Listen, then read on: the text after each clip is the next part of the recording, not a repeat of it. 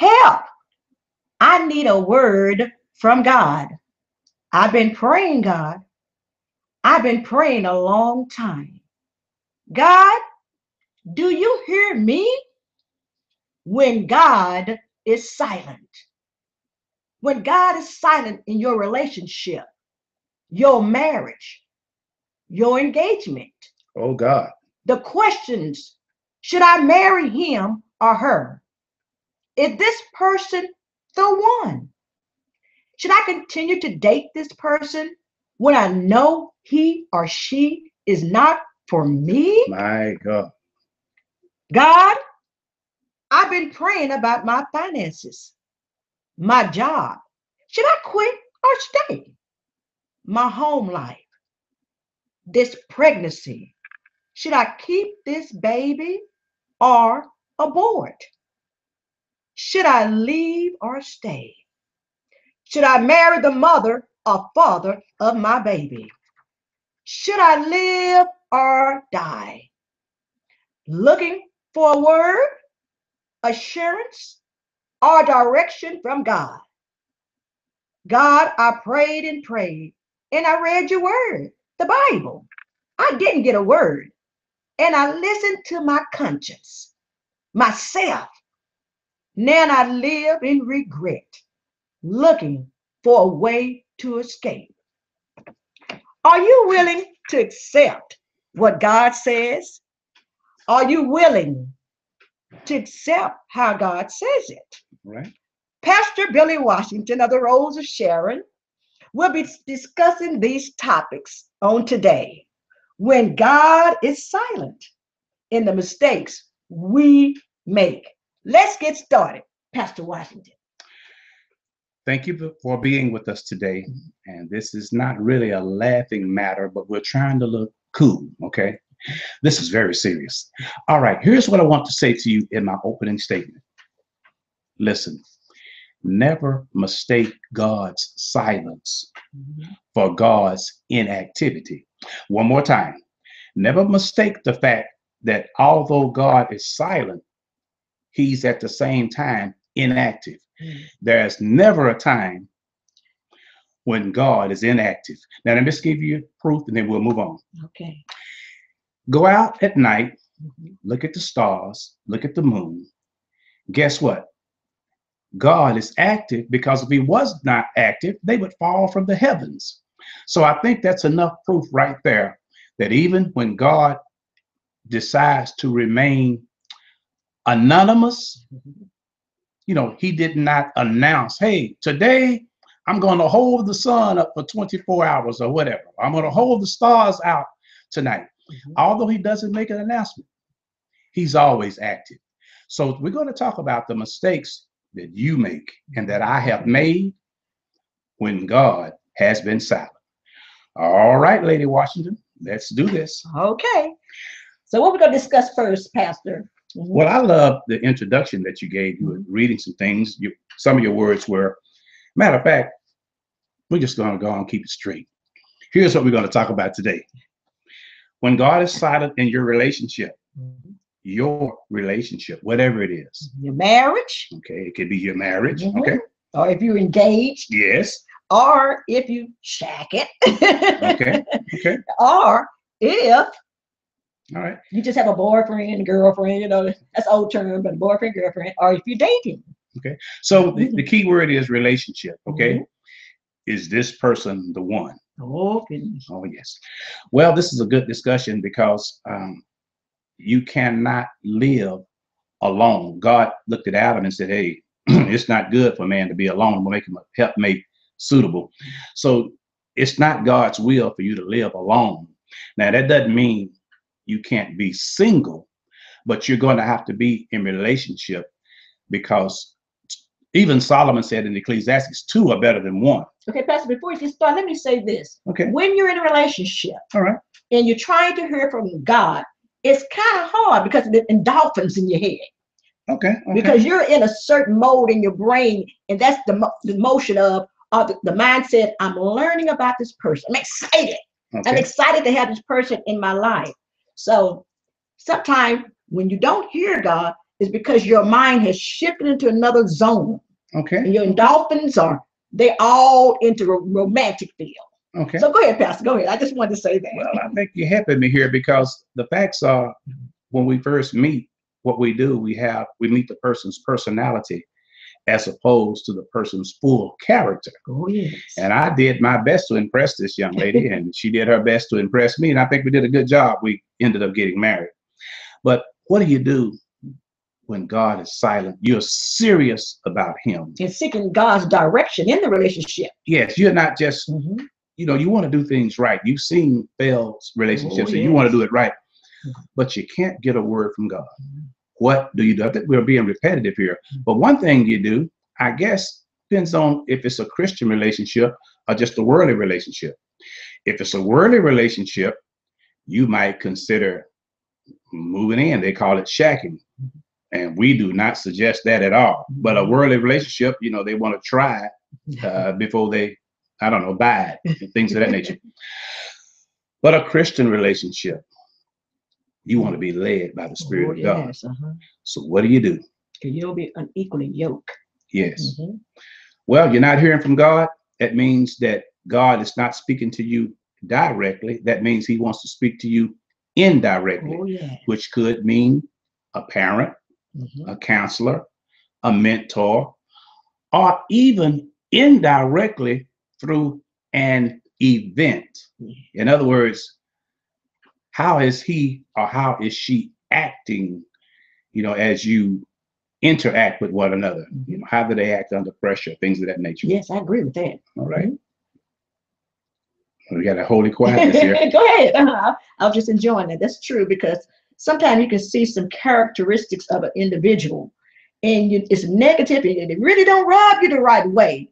But you say, well, I'm going to stay here a while when you need to run. Let me ask you this. Why do people make mistakes when God is silent in relationship? What crosses your mind?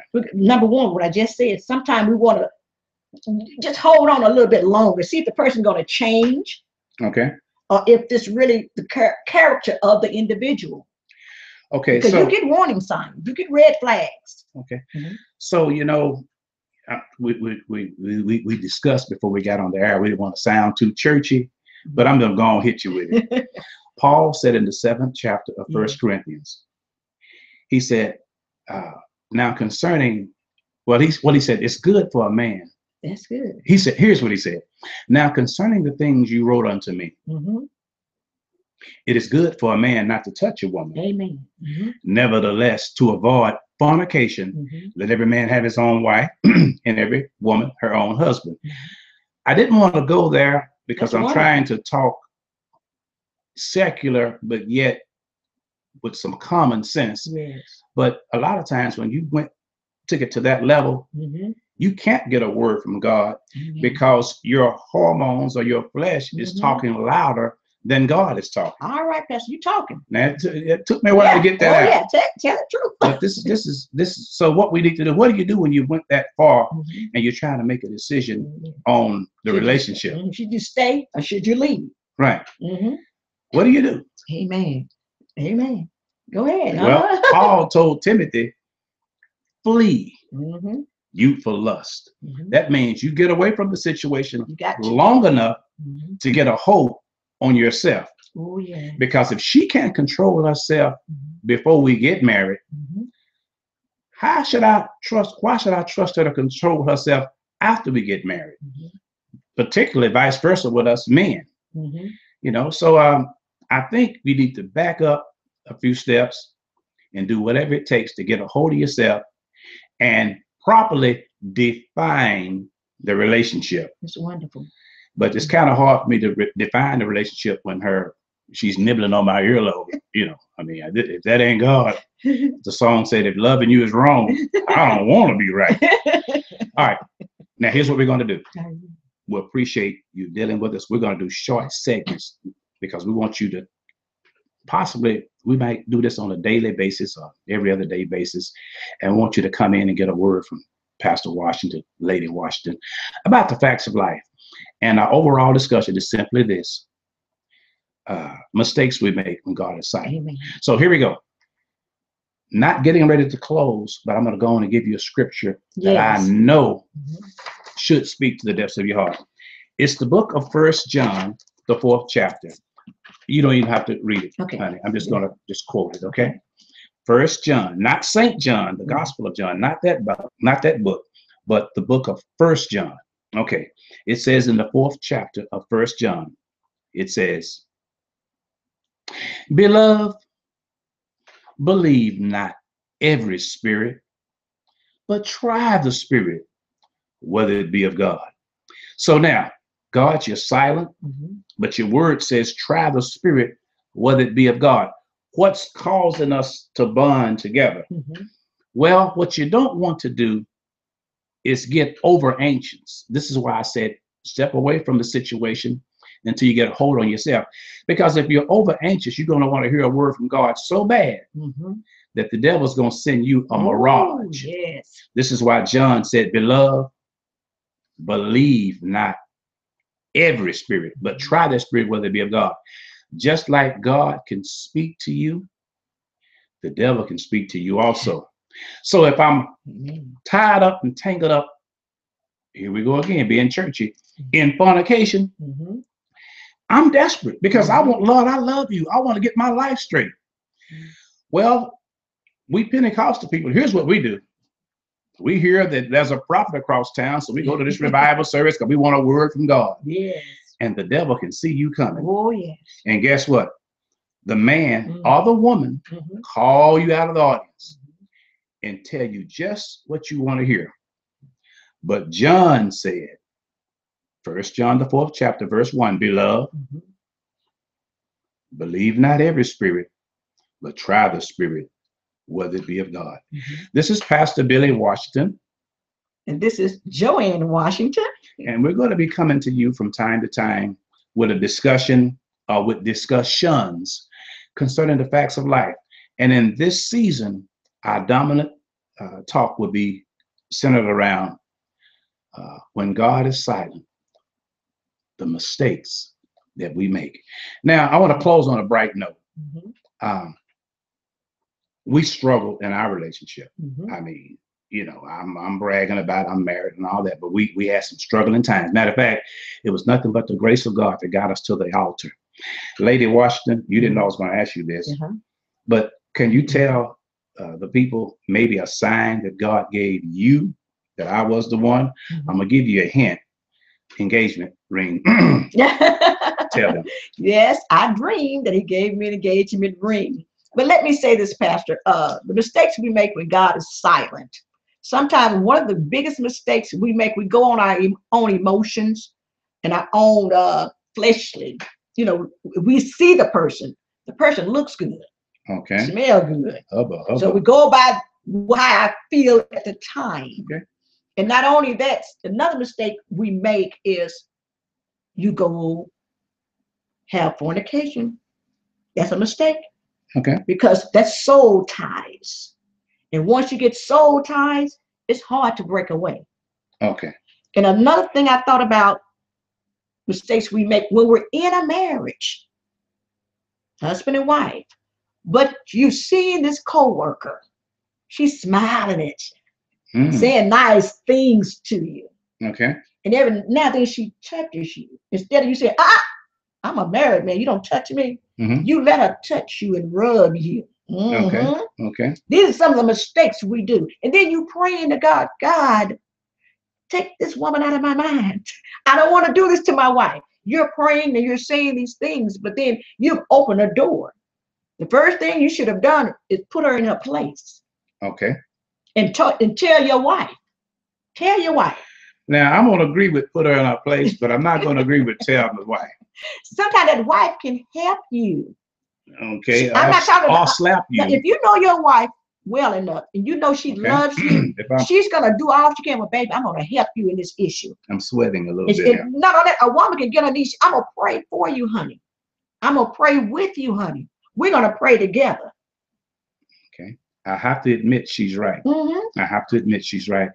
Because if God has put us together, Yeah, if I open my heart to you and Mhm. tell you where I may be struggling, Yes. then you'll know how to pray for me. Amen. Amen. So that goes back to the fact that we need to not be unequally yoked with Mhm. unbelievers, That's but we right. need to be yoked together with believers. Mhm. Uh-oh, feel the Spirit of God moving. All right. I was getting ready to close, but you got to give me 5 more minutes. Go ahead, speak. You know, Samson Yes. got entangled in a relationship. There are some addictions, you turn them loose, Mhm. but they don't turn you loose. Amen.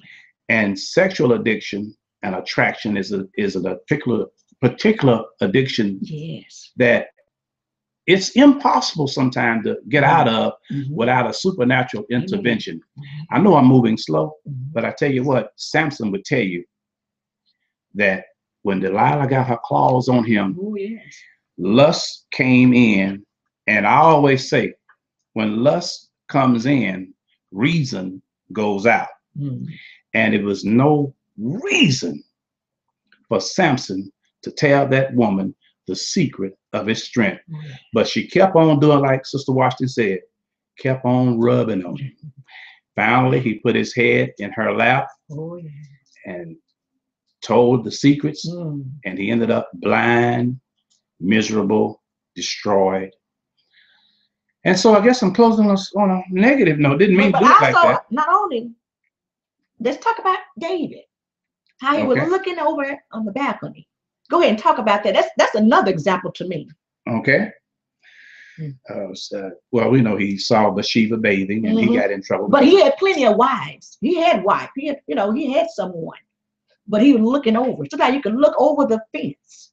Okay, the grass always looks greener on the other side. Yes, yes, yes. So I would say that's some of the mistakes. See, David could have been praying. David could have done it, he could have went to war with the Mhm. men, could have done things, but now he was in the wrong place, and so he made a wrong decision.